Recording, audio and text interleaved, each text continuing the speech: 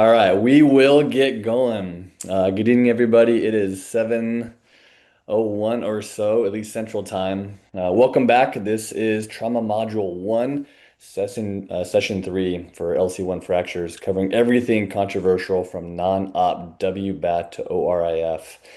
This is the third and final session of this module. I'll be your moderator tonight.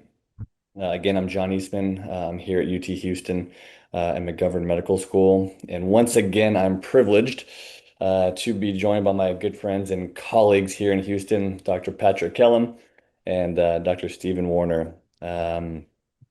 We covered this last time, but here's our disclosures, none of which are relevant tonight.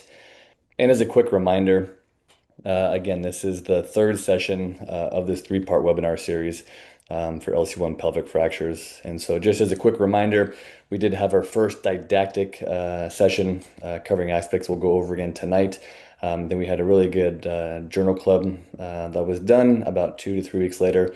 And then tonight's focus will be just on more of a case-based discussion to complete the educational platform. And so, as always, AO is an independent nonprofit specialty society that's really just here for education only.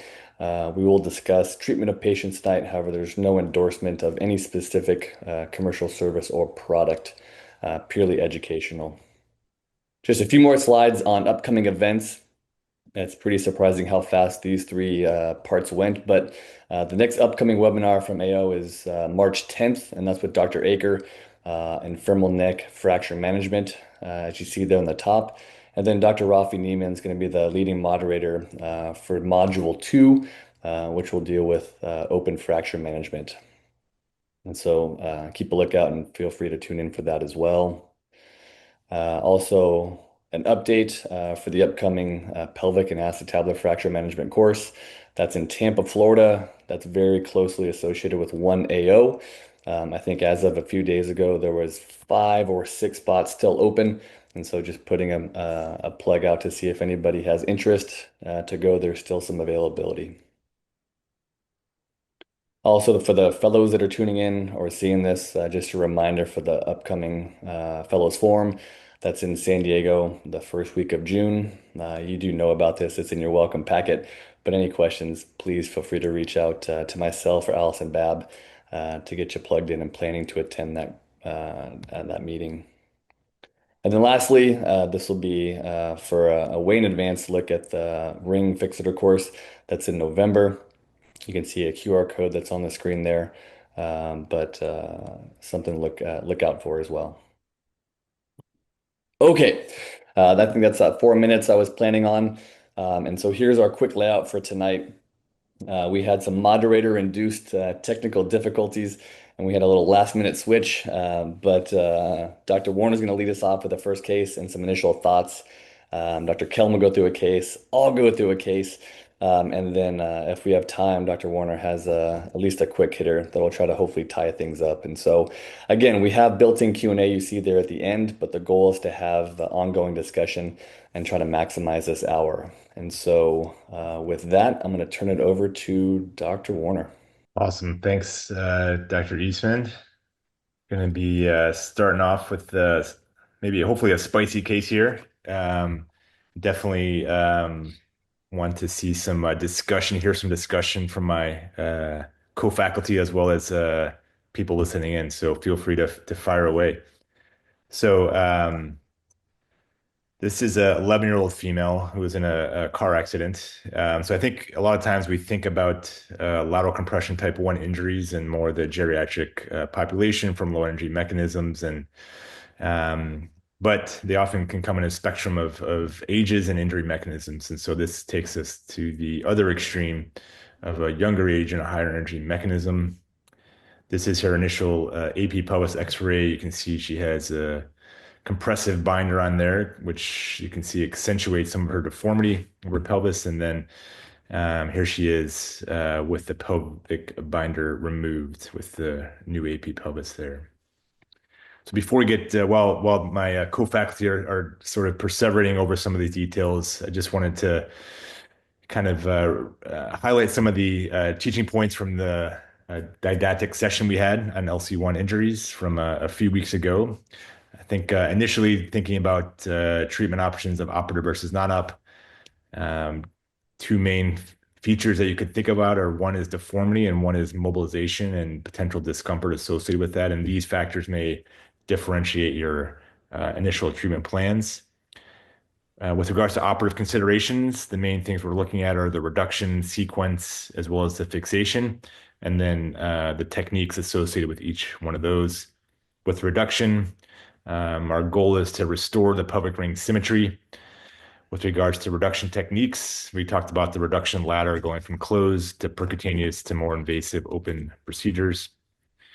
In terms of sequence, we're going to talk about maybe some variations of when you go anterior and when you go posterior. And I think as you see a stress exam of an LC-1 pelvis here, often thinking about the analogy of a door and the hinge side and the strike side of the door and how that may come into play. With regards to fixation, I think some things we can talk about are different implants we can use, whether they be solid or cannulated screws, the different diameters of screws, plates, as well as some newer devices. So getting back to our 11-year-old female who was in a car accident, here's her again, her AP pelvis X-ray and some representative axial images here. And then here's some three-dimensional CT images here. And um, like a lot of pediatric pelvic ring injuries, there's a little bit of a variation of what we normally see in adults. You can probably see a hint of that. You can see it on the AP pelvis X-ray. You can see it a bit more here. But she also has this avulsion posteriorly, this PSIS avulsion. So this may be more like an LC 1.5 on that borderline there. But just to give you a sense of the anterior and posterior ring injuries, that's what we have here. And so here's some other representative images before we kind of discuss a plan. So I think to start out, consider whether this should be operative or non-operative for this 11-year-old. So Dr. Kellum, what are your thoughts? Can this be managed non-operatively, or is this someone that you automatically indicate for surgery? Yeah, I think that her triradiate is closed. She's looks like she's probably a Risser 5 right now, so she's getting close to pelvic maturity. While she still has some growth left in her extremities, I think that her pelvis is getting close to being finished, done growing. So for me, this is an operative injury. She does have some pediatric characteristics, but the amount of instability that I see with that posterior avulsion fracture you mentioned, as well as the static deformity that you can see in what was created from the pelvic binder, gives you a pseudo stress examination. This is an unstable injury for me, and this is operative. The other thing I think is striking, not to totally derail the conversation, but what's striking about this is the amount of vertical shear-like pattern it has on the AP, but when you look at the inlet and you look at the outlet, it doesn't appear to have that. And as you kind of go through your operative plans for this, you have to understand the way that these images are taken and the CT scans are cut so that you know what direction you need to go. And I'm sure you're going to get into that, but on your outlet film, it doesn't look nearly as vertical as it does on the AP. Yeah, so you're kind of getting a sense for when you do operate on it, what deformities you have and how you may reduce those deformities and what kind of techniques can be done. So it's a really good point. I also like your point about the binder X-ray. I think that's really helpful if we kind of go back to that slide. You kind of mentioned that that's kind of a look into the amount of instability that this pelvic ring has. And I think a lot of patients now are coming into the emergency room with a binder already in place. And that gives us a kind of a good stress exam in itself to see how much deformity there can be with a certain amount of stress to the pelvis. So I like that. Dr. Eastman, let's say this patient was 8 years old, or even 6 years old with some more skeletal immaturity. Is this someone that you could potentially non-op because of the potential for skeletal remodeling in a skeletally immature patient? Yeah, I think there's always, you're going to touch on something, I think some points about non-operative treatment, but always a rational or reasonable plan to think about non-operative. And so, they may have thicker periosteum and maybe a little bit more stability. But if there's that amount of marked instability, probably it'll go down that pathway of comfort and preventing future displacement. And I think maybe the treatment construct may change in terms of what you may use, crossing more of the anterior pelvic ring, probably not in play. But I still think, regardless of age, it's probably an operative injury. So think about surgery for this patient, as we kind of talked about. We're thinking about reduction, the sequence, as well as the fixation. And so, Dr. Kellum, you mentioned some of these deformities you see if we go back to, I think, the inlet and outlet there. You kind of mentioned some potential deformities that you see that you may want to reduce during surgery. So what are your thoughts in terms of, let's say you take this patient to the operating room, what are some reduction techniques that you're thinking of to restore the pelvic ring symmetry? Yeah, I think that there doesn't change when you think about pelvic ring injuries, when you think about plateau fractures or tibial shaft fractures, you still want to go up the reduction ladder, if you will. So you want to start with closed means and then work on percutaneous means and then go to open if you have to.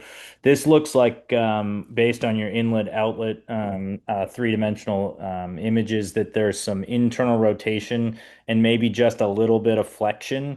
I think that's where you're seeing that verticality. Maybe it's really just flexion of the pelvis and maybe a hair of verticality, but I think it's flexion and internal rotation. So for this, I'd like to try placing the patient into traction on the left side and then performing some pushing on the iliac crest to see what kind of correction I can get with just closed means. Oftentimes, a little skeletal relaxation on a sacral bump and some traction, these injuries line up fairly close, if not near anatomic. So that would be where I would start, and then get some preoperative images. The patient's asleep, but before we prepped and drape, put them in traction and see what it looks like. Love And that. Steve, Yeah. hey, I just wanted to back up maybe 1 second because I think, you're our research guru. If this patient, I know they're going to be thrown out of an IRB, but how do you even classify this when it comes to like complete fracture? Anterior to posterior, like I don't see a break in the posterior ring. So like how does this get graded in the classical way of us thinking about anterior, middle, posterior column, if you will, of the sacrum? Yeah, I think it's a good point about trying to put this into a bucket of a classification system. I think pediatric patients often throw a lot of our adult classification systems into a bit of a disorder because of their unique aspects of their bone flexibility, as well as their thick periosteum, as well as their physes.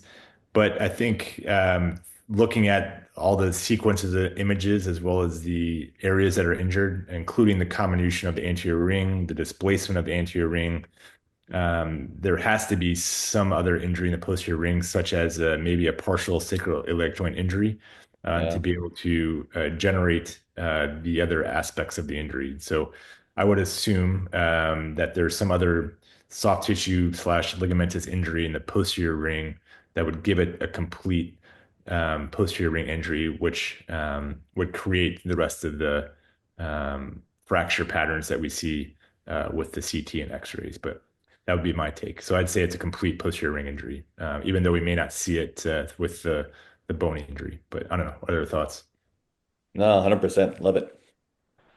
So, Dr. Eastman, if we're going to operate on this patient, we've kind of talked about some of the reduction tactics, which let's say we reduce it somehow, either with closed or percutaneous or open means.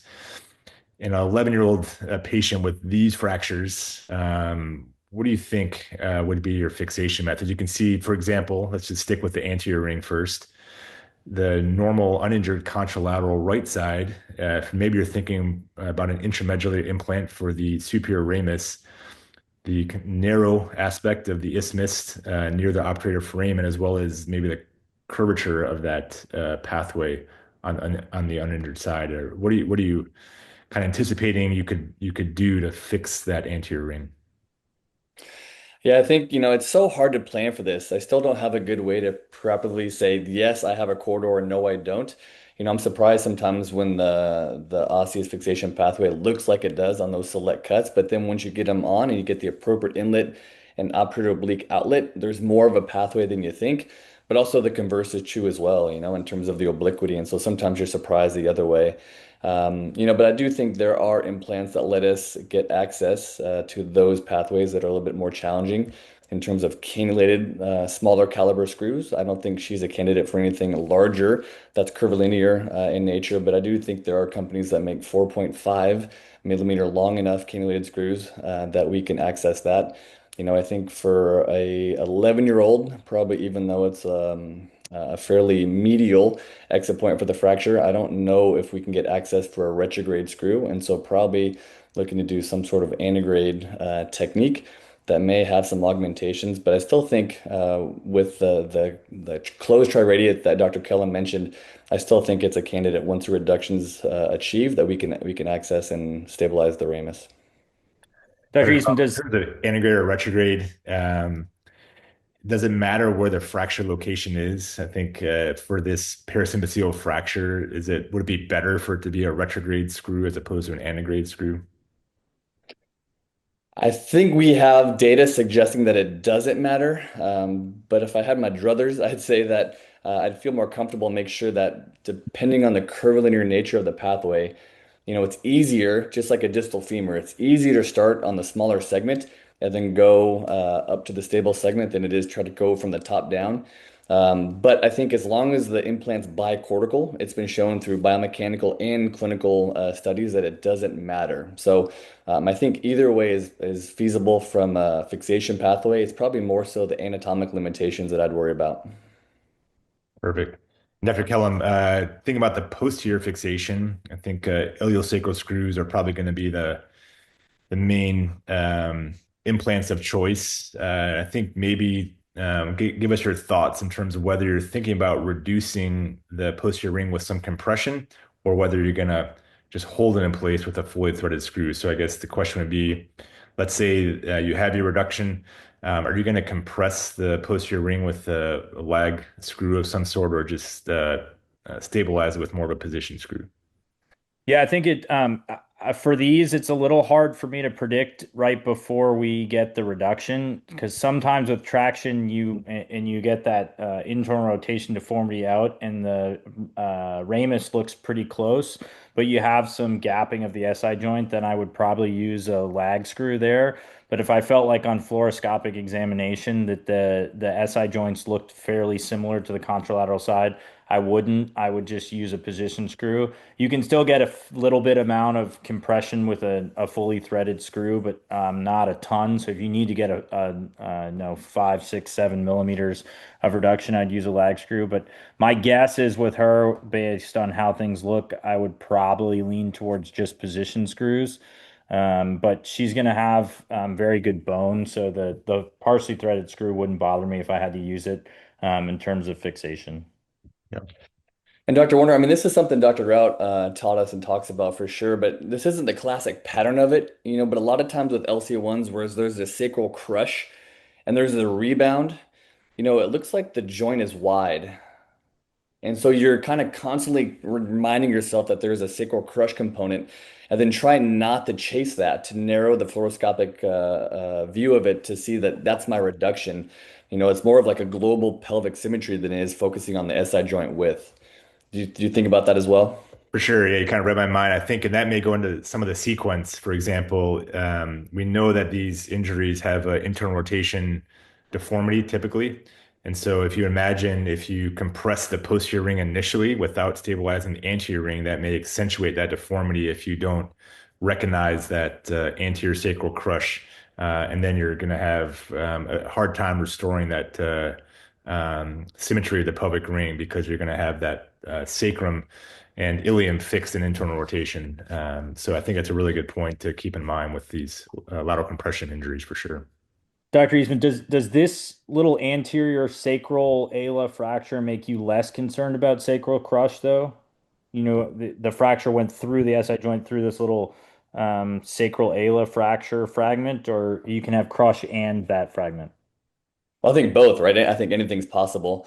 It's just, I mean, I think it's more, we're thinking something different in our head, but it makes me think of it just with sort of anterior displacement of what we think the sacrum is going to be. And so, I think there's still probably caudal facet that's going to look relatively normal and maybe other aspects on different views that'll look normal. But at some point, you'll access a view where it doesn't look right because of that displacement of the sacrum, and it'll just be a reminder, that's all. Good discussion. I'm going to move on with what was done, and then you guys can, throw stones about how it was a bad idea. But here we are in the operating room with the static images. So as Dr. Cullen mentioned, we did place the patient in left lower extremity traction and then place them on a lumbosacral bump. And then with relaxation, you can see overall fairly well aligned on the inlet view on that right-sided image. And then we see the obturator outlet view on the left-sided image, and still some deformity there, but overall better aligned than the patient was on all the injury imaging. So we move forward with percutaneous fixation to try to stabilize this reduction with the antegrade superior ramus screw, as Dr. Eveson mentioned. And so her pathway, which seems amenable to this, and as we get down, we can use a guide wire, a fairly flexible guide wire, to accommodate the pathway, with the goal being to achieve bicortical fixation to maximize that stability of that superior ramus screw. And I think as Dr. Eastman mentioned, a smaller caliber screw such as this can accommodate a pathway, especially one that's a bit more curvy than a straight pathway. And so we're able to achieve that with a bicortical screw along that pathway. And Then Steve, we maybe went, not to stop your thunder, but why anterior first here? What was your thought process? yeah, kind of going back to the studying these injury X-rays. One thing I thought would be if restoring the symmetry, if the anterior ring is reduced and stabilized, then I thought there'd be a good chance that the ring stability would be restored with posterior fixation in situ. And so I think, let's say you start posteriorly first and you stabilize that, and you're sort of guessing a bit of whether you need to compress or not, and maybe you compress a little bit, and then you internally rotate the front of the pelvis, and then you have that amount of displacement or some displacement that does not allow you to place a percutaneous fixation. Then you're kind of working up your algorithm to do more open reduction at that point, when maybe you could manipulate that ilium some, or just stabilize it percutaneously without having to do an open approach. So I think stabilizing the anterior ring and making sure it's reduced and stabilized before the posterior ring in some of these cases can be helpful, just to ensure that you're not blocking your ability to reduce your anterior ring. I don't know. Other thoughts? No, I think you're spot on. So we have that anterior ring fairly reduced and stabilized, and then we went forward and placed iliosacral screws, as Dr. Kellum mentioned, fully threaded screws. It seemed like there's a bit of sacral crush there, so we kind of elected just to stabilize them with position screws, and then restored her stability with this fixation pathway here. Was she amenable for a transsacral screw, or I can't remember the upper sacral Yeah, screw. no, it's a great question. I would love to, especially with that sacral fracture pattern. There's a picture of her S2 pathway, and maybe could have gotten one up to the level of the contralateral side, but it's pretty darn tight there. And so, with her bone quality, felt that that was going to be sufficient to stabilize her. But I think your point's well taken, especially with the obliquity of that sacral fracture. It's sort of in line with the iliosacral screws, and so ideally a transsacral path would have been better if possible, but didn't think it was worth getting so close to her foramen. I think I measured around 4.5, 5 millimeters. So maybe it could have placed a 4.5 millimeter, Come on. maybe a five. I don't know. Eastman probably would have, been able to put a 11-0 and a 5-0 five and a half pathway. in Yeah. that puppy. But yeah, that's where she is. Yeah, I just, it's one of those things, that little anterior sacral fracture just makes the amount of fixation you have. I think you did a really good job here of getting that one screw longer than maybe someone might expect from an oblique screw, to try and get more threads medial to the fracture fragment. So I think you did a great job getting fixation into the stable segment. And see, maybe one more comment in terms of timing, especially for pediatric patients who have such a good healing potential. But I mean, does this change her alignment? Look at her, she's so symmetric now on your post-op films, just with some simple traction.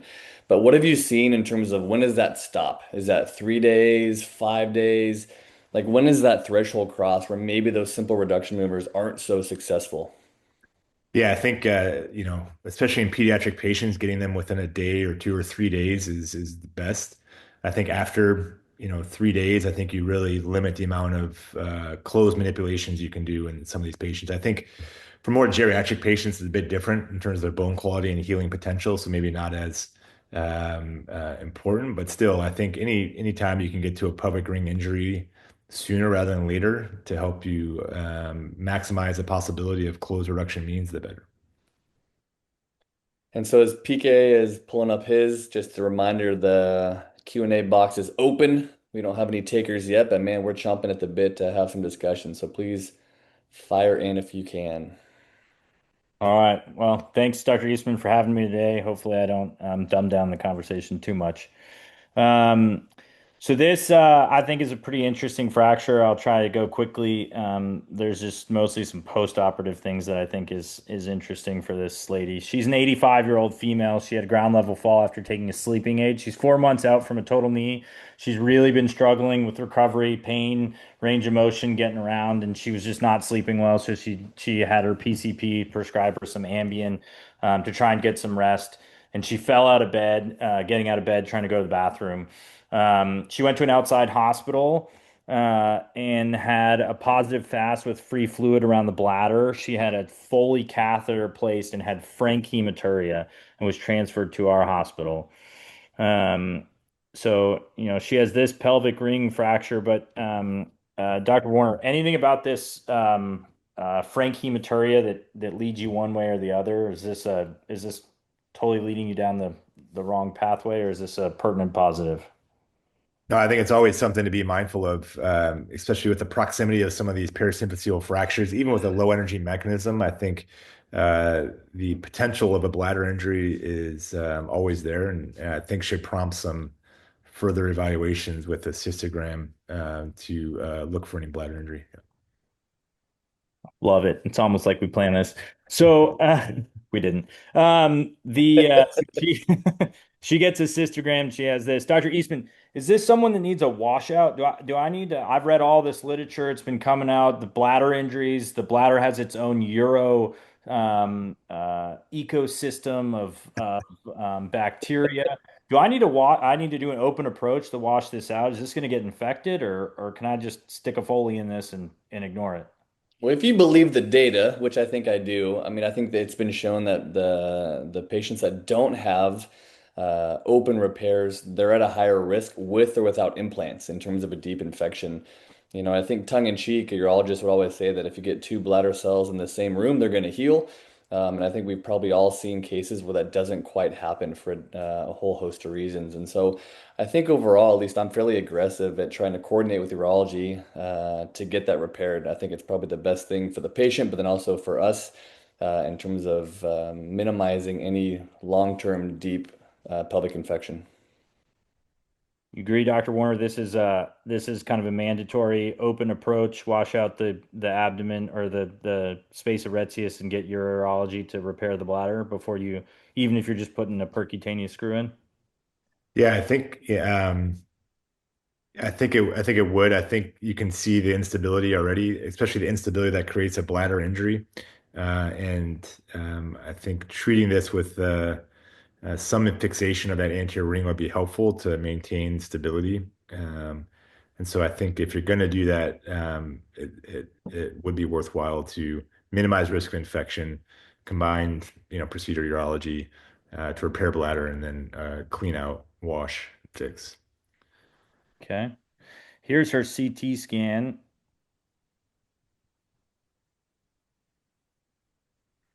I think that as we're going through this, question to you guys is, sometimes urology may have a different opinion and they are not going to be agreeable. They say we don't, based upon our literature, based upon our experience, we don't think that the patient would benefit from a open bladder repair. what'd you do then?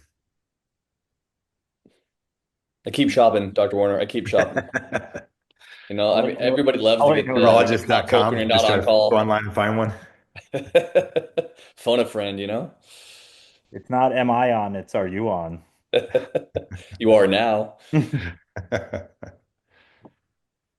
So fairly unimpressive posterior ring injury with some displacement here in the anterior ring at that right-sided parasymphyseal fracture. But you see the change in density, right? I mean, I think we covered a little bit of the MRI positive that we're not getting MRIs to prove, but we know it's there. You can see the density change. And so, not a surprise that they have an unstable hinge. It's just not like Dr. Warner's, you know? Is this a clearly operative injury? Yeah, I mean, I think it's yes. I would say the short answer from my standpoint would be yes. With let's say the patient didn't have a bladder injury, I think that's a different category of patient. I think in that circumstance, I think as we kind of talked about last time, a trial of non-operative management I think is reasonable for this injury without the bladder issue. Um, but I think the combination of these injuries, I think, warrants some surgery. And PK, Uh, just maybe a quick sidebar, I agree with Steve for sure. There's always the question of location and what causes bladder rupture. And again, a lower energy mechanism for this patient versus a car accident or something like that. But is it that spike of bone that always pierces the bladder, or is it something else? I mean, I think it's hard to argue in this one that I think sometimes it can be something else, but it's pretty obvious, I think, in a low energy fracture, that this is the spike of bone that caused that caused the bladder injury. I mean, I can't think of anything else that would have caused it. This is kind of thing late at night, full bladder. That also, everyone always jokes around, go to the bathroom before you get in your car. The full bladder, she's at night trying to go to the bathroom. I think that doesn't help her either. There's a good question in the Yeah, totally. Q&A about type of implant you use with pelvic ring injuries and associated bladder injuries. Are you more concerned about using a plate maybe with more surface area exposed to this potentially contaminated area versus a cannulated screw? I I'm much more I would like to use a cannulated screw or a fully threaded screw, a solid screw for this, regardless. But certainly with a bladder injury, I'm more likely it's kind of like an open tibia. I'm much more wanting to put an intramedullary implant as opposed to an extramedullary implant. Even if I do an open approach and wash this out and get a bladder repair, I still want an intramedullary implant. I think this less surface implant does help. That would be data free zone though. Yeah, I think it's all data free. There's patients that don't have pathways. You know, we were discussing this at this weekend's course with a patient that had a very similar injury, open debridement, watertight seal, an attempt with the intramedullary screw, but the pathway wasn't there, just too curvilinear. And so, in terms of weighing stability, we thought for at least for that patient, it was worth this surface implant to provide anterior ring stability. That ended up working with no deep infection. So I think it's a little bit of a risk-benefit ratio in terms of are you providing adequate stability that's worth the risk of having that surface implant? But I think for sure a concern. All right. So the patient refused surgery because she didn't want, she'd had her total knee and she was really against surgery and she wanted to try non-operative treatment. So we let her trial non-operative treatment through the weekend. She struggled to mobilize, had a lot of posterior pain, couldn't get out of bed. And so she finally was amenable to surgical fixation. So I think, for the sake of time, uh, everyone's trying to treat this closed with percutaneous fixation with plus or minus a washout of the bladder. Yeah, I Yeah, think maybe just go ahead, Steve. yeah, no, I think similar to some of the other cases, yeah, sometimes this will reduce with closed means. But let's say this is what you have when the patient gets to the operating room, this amount of deformity, which may not allow you to place a percutaneous screw like you wanted to. And then I guess what would be your next step at that point?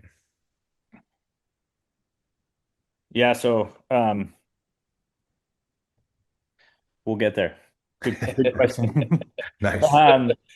So, for a little bit of academic purposes, I think we all know that this is an unstable pelvic ring injury, and I think that this fracture clearly caused the bladder injury, so we don't really need to prove it to ourselves. But, here is a stress examination showing that amount of movement. And I think answering your question, Dr. Eastman, I think it's kind of obvious now that that spike of bone went into the bladder right there. Am I causing more harm doing this? Should I not have done the EUA? Did I cause a bigger bladder tear? Nope. Okay, perfect. Well, urology was pretty dead set on non-operative management of this injury, so we elected to not Google urologyoncall.com and get someone to come. So we did not treat her bladder injury with an open washout and repair, but stay tuned. Um, the fracture did reduce though with just manual manipulation of the pelvis on the pelvic ring or on the iliac crest.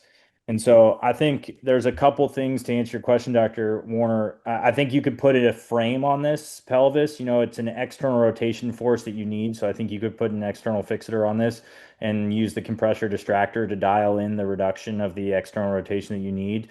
But you can see my hands on the pelvis here. I just kind of put some gentle force on it and reduced, and worked with the fellow here to place an anterior column screw that we thought we had an adequate reduction of the pelvic ring, and kind of got a quick start point and we're able to do the screw in minimal fluoro time with me holding the reduction. So, but I think in retrospect, certainly would have been very reasonable to put a frame on this to keep that reduction, to keep my hands out of the way.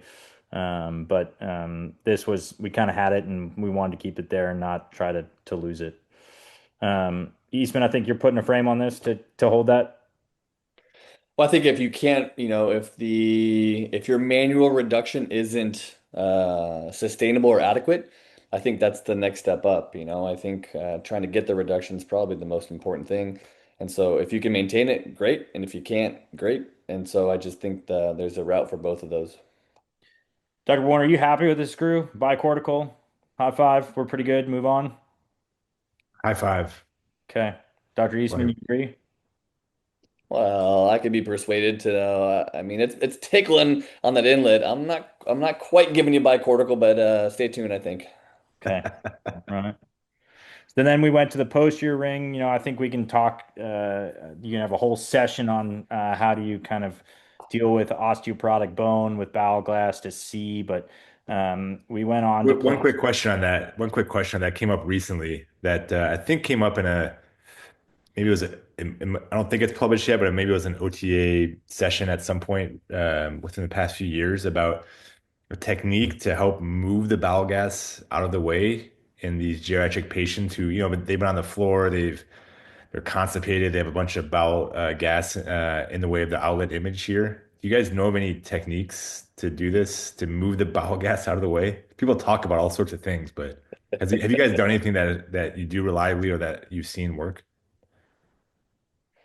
PK shaking his head. I mean, the only I think if you're on your outlet view that you anticipate, but you're having trouble, I think sometimes trying to look around, like +5 or 7 or -5 or 7 degrees kind of helps you see around.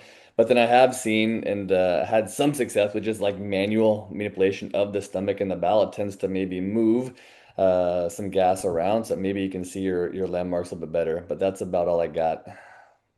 Yeah, I think there was at some point some mention of filling the bladder. In this case, obviously, you probably want to do this, but in the case where there wasn't a bladder injury, filling the bladder with saline to maybe displace some bowel gas out of the way. So I haven't done that. I don't know if you guys have ever experienced that or tried that, but I think that's out there.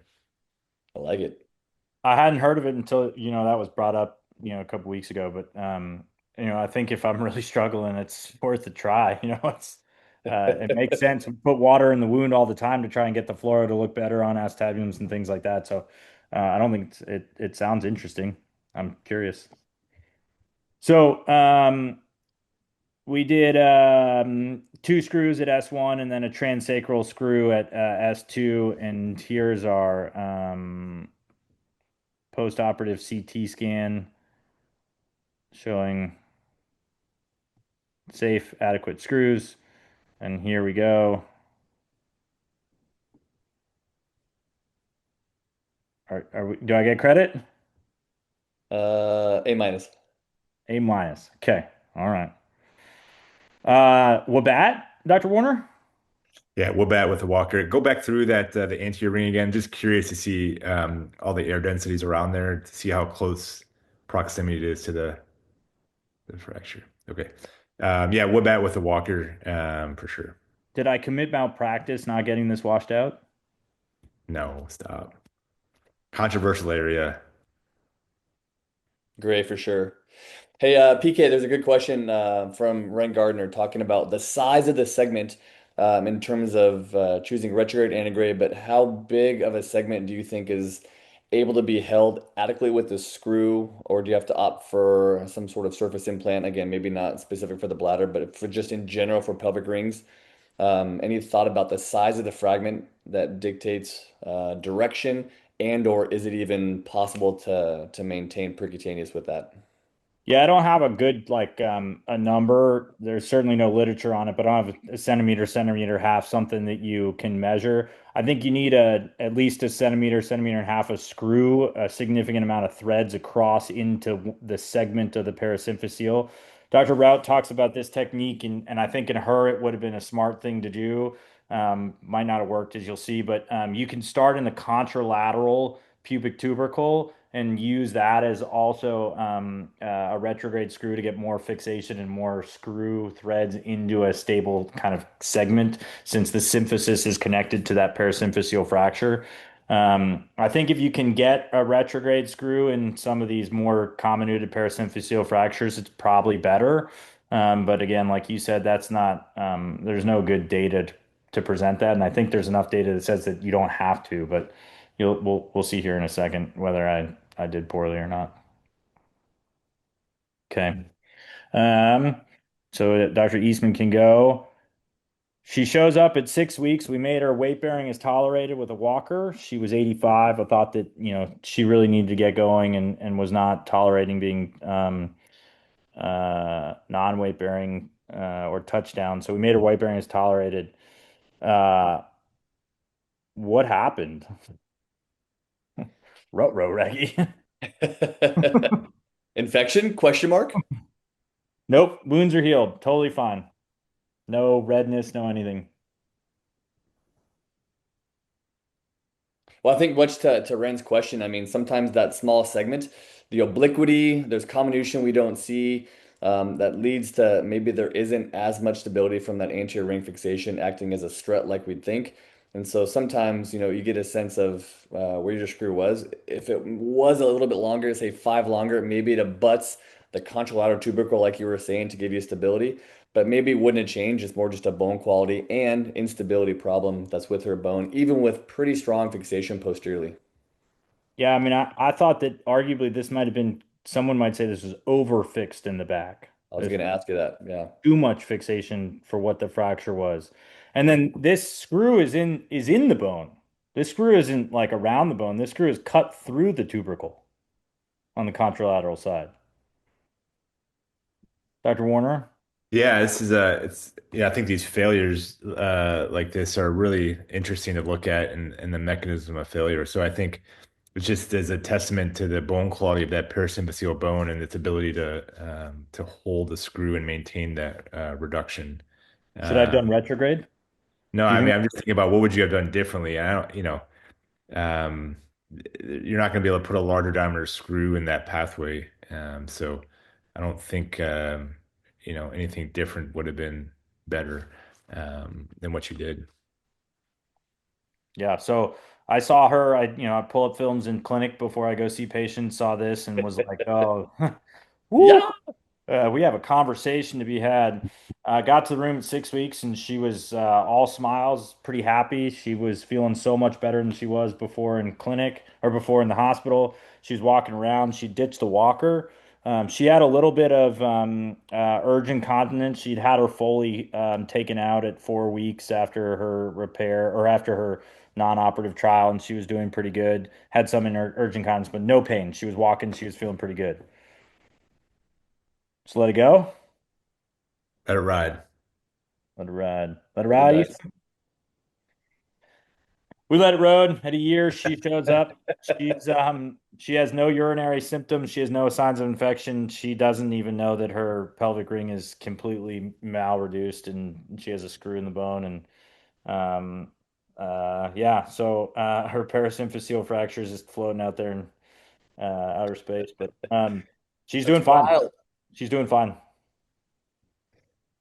I guess this begs the question, of what, like, let's say you see this patient tomorrow, PK, what are you going to do? What would you do different, if anything? Or would this is a unusual case.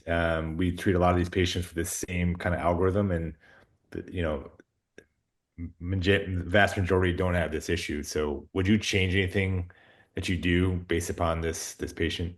I would definitely do a retrograde screw. I don't know if it would have changed, but there's something about the screw head and the starting of the screw that makes me feel like maybe I could have had a little bit more success. Um, I think other than that, I still don't pull the trigger on IND and plating this across the symphysis. I think that's a lot of approach and a lot of dissection for an 85-year-old that, she's doing fine. So part of me wonders like, do I just don't even put a screw in there and then I don't even know and then kind of just fix the back? But I think I do a retrograde screw. But the fact that she's doing totally fine and is normal, like function, I think leads me to think that I don't know if I need to do anything. I'm treating an X-ray here. I'm treating myself with this. I'm not treating the patient.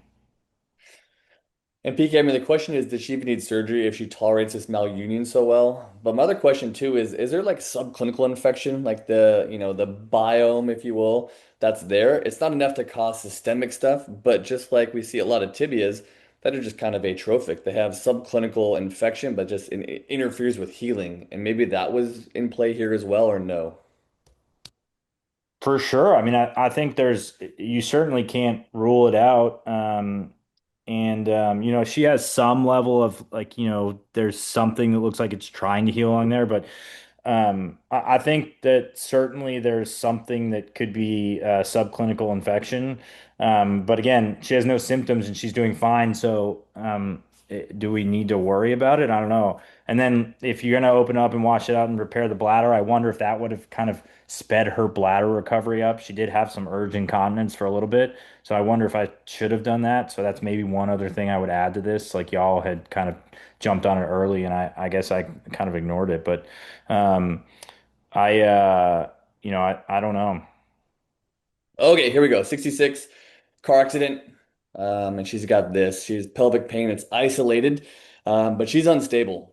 And so we're a little bit crunched for time. And so I'm not going to delay a lot of that discussion. But just as a plug in general, we're going to see that she has an LC-1 pelvic injury, but she goes on to be a non-responder, small blush on CT, and she goes on to have IR embolization of her anterior right division of her internal iliac. And so again, a higher level energy in terms of motor vehicle accident, but not a very impressive pelvic ring. I think PK's has probably more displacement at static without any sort of stress, but it goes on to have maybe the elder, their vessels, etc. Even from what we perceive as not a very volume expanding injury, still is a candidate to be watched for problems such as this.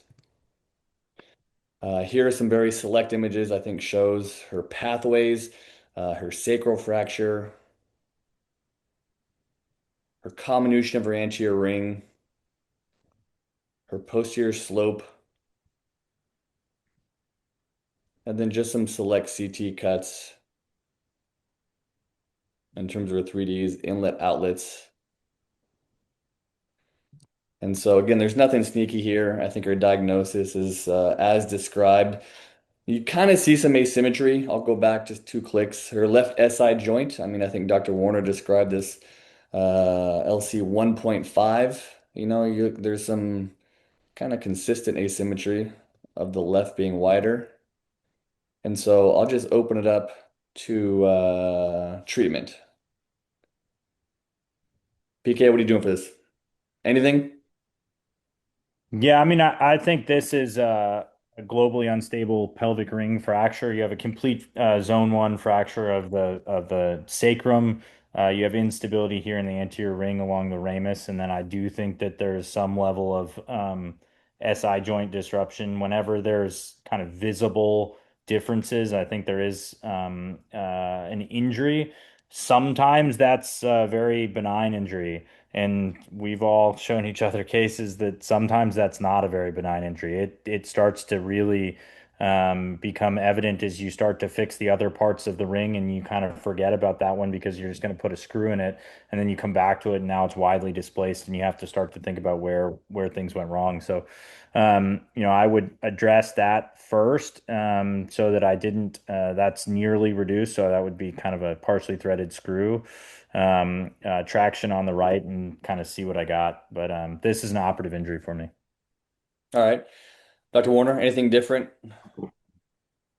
Yeah, no, I think it's an operative injury based upon the fracture pattern and the association with the instability that you can see on those injury x-rays.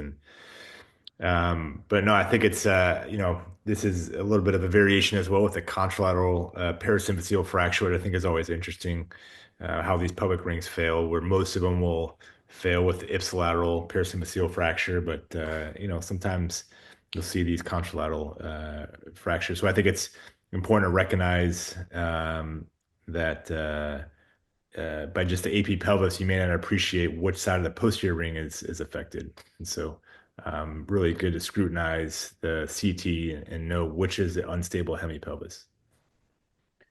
And so I'm going to Do skip over. Go ahead, PK. you're a big fan of the frame reduction, and I am too. Does bilateral posterior ring injuries give you any pause about trying to close down the left-sided SI joint because there's too many points of instability that you could not reduce your left side and reduce your right side, or the SI joint's kind of the weakest spot, so that'll reduce home first? Yeah, I mean, I think a lot of it is they all don't act the same, right? I think there's been times where I've put frames on bilateral unstable injuries to reduce one. It kind of holds one, but the other one's clearly off, and that gives me some sort of manipulative reduction to obtain at least the start of a stable base.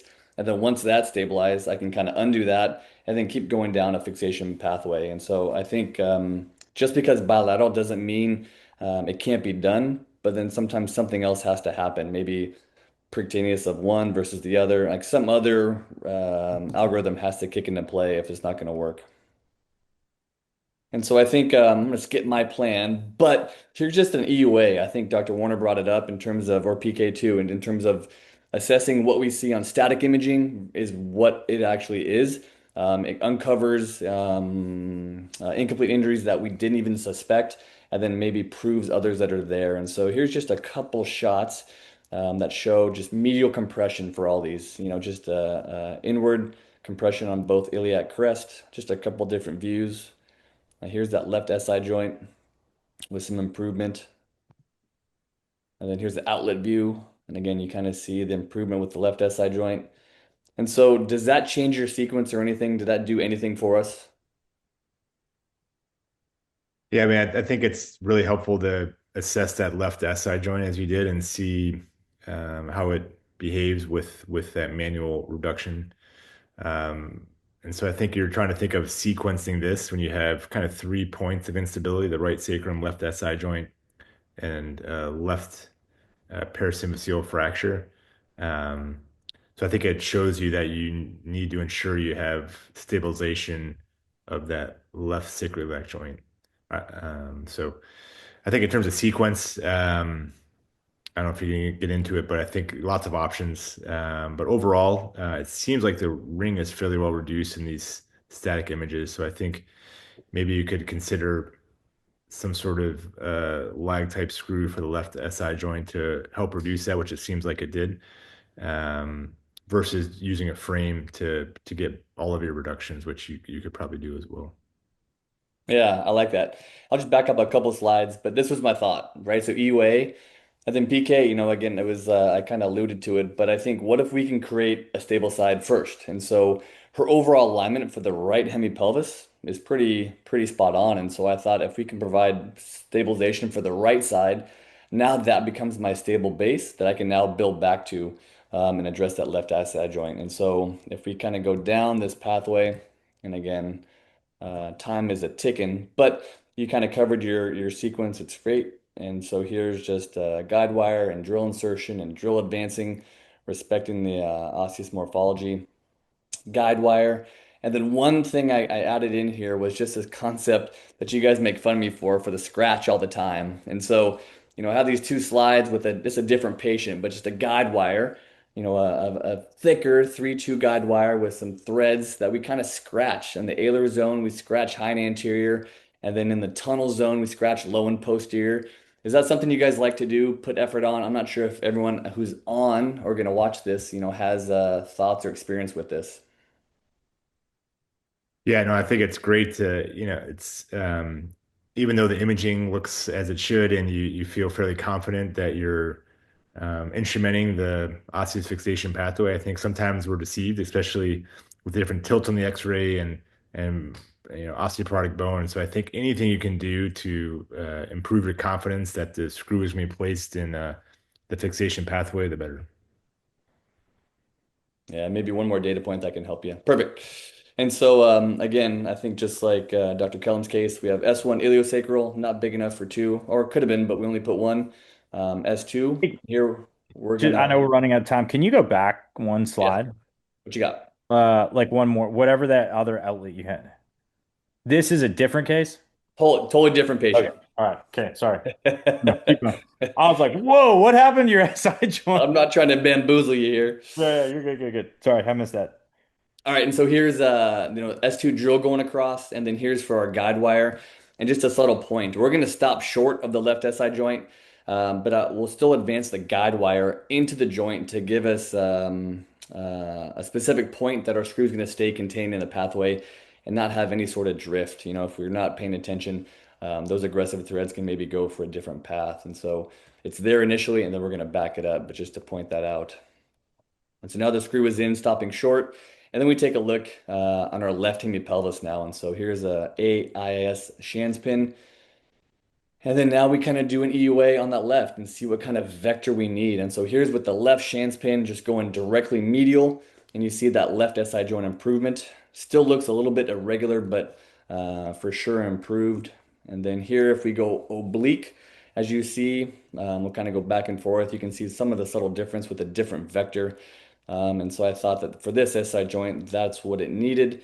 And so just the same maneuver on a different view. Here's the obturator oblique inlet. And there's direct medial with improvement. And then with an oblique vector, you can see a little bit maybe better improvement. And then just one more data point in terms of looking at the vector for the left hemipelvis as a whole. With direct medial manipulation, you see that the ramus alignment is what you see there.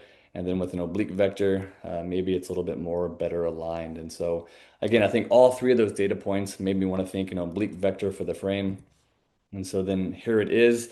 I don't have a picture of it, but there's now a Shands pin in the right gluteus medius pillar. That's an oblique frame, and that's the reduction. From there, the wire just gets advanced out the left ilium. The S2 screw is changed. The room is switched, and then we have a left iliosacral screw that can now be placed. And then we turn our attention to the ramus. And then here we take, like I think we were talking about a little bit of compression maybe over time, but maybe over reduced on the left ramus. And so we kind of relax the frame. You can see the change in alignment that's there. And then we go for a retrograde screw for this patient. I think anatomy was permitting. And so just a quick sequence of that screw with a guide wire going in. And then a soft tissue guide goes down, the guide wire is removed, and then a drill goes in. This is just a 2.5 or a 2.5 solid drill. And again, maybe there's a little bit of deflection off that posterior cortex, and it looks like that screw may be heading a little bit too anterior, at least for my comfort. And so I think, like Dr. Warner nicely showed, that screw is then changed for a cannulated. And so we can get to a little bit more posterior location with the endpoint. And so there's the screw, the drill going in, and then switched out for guide wire and then definitive implant. And so this patient also had a contralateral right-sided posterior wall that was stress positive, but this was her final fixation construct. When all was said and done, Here's some very select post-operative images showing safe implants, reduced fracture, and there she is at 5 months. That's an awesome case in terms of sequencing. I mean, that's like a chess match on some levels, trying to coordinate all that reduction and fixation. So, awesome case. Yeah, I think it's also, I think we've all seen too, that little bit of symphyseal instability. I mean, you can see there's asymmetry there for sure at 5 months. Really wasn't clear so much early on, but I think much like PK's patient, there wasn't much symptoms there, so we didn't pay much attention to that. Steve, I have a summary slide, but I think we were talking. Do you have any final thoughts you wanted to share? No, this is great. This is perfect. Yeah, so I mean, I think as a conclusion for this kind of three-part series, I hope that everybody saw there still continues to be a wide spectrum of injuries, from ages to injury mechanisms to what's actually broken to how it's injured. And then I don't think there's really a universal understanding and treatment that everybody agrees on. And I think that's okay. It's still evolving. And I think maybe one day before our career's end, we'll have a better unified front in terms of how we treat these. But I think through our discussions and what was identified in the journal club, I think there's so many variables involved, like ones I just mentioned in terms of age, bone quality, body habitus, injury severity, static versus dynamic instability, comfort versus not. All these things are in play in terms of how you're going to treat the patient, whether it's operative versus non-operative. And then also in the operating room, I think we kind of saw a common theme to algorithms in terms of addressing points of instability. But there's not just one. It's not always posterior first. It's not always anterior first, etc. I think you really have to have a full understanding of all those variables that are there.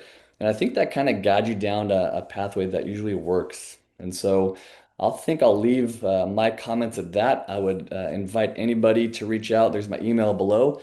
But then Dr. Warner, Dr. Kellum, anything else to add or say? I think you summed it up very nicely. Thank you. Yeah, great questions. I'll try to answer this last one before we get offline, but I think you did a great job, Eastman. Well, perfect. Thanks again to my co-faculty, to the AO for letting us put this on, and we had a good time discussing. So hope everybody enjoyed, and we'll bid you good night.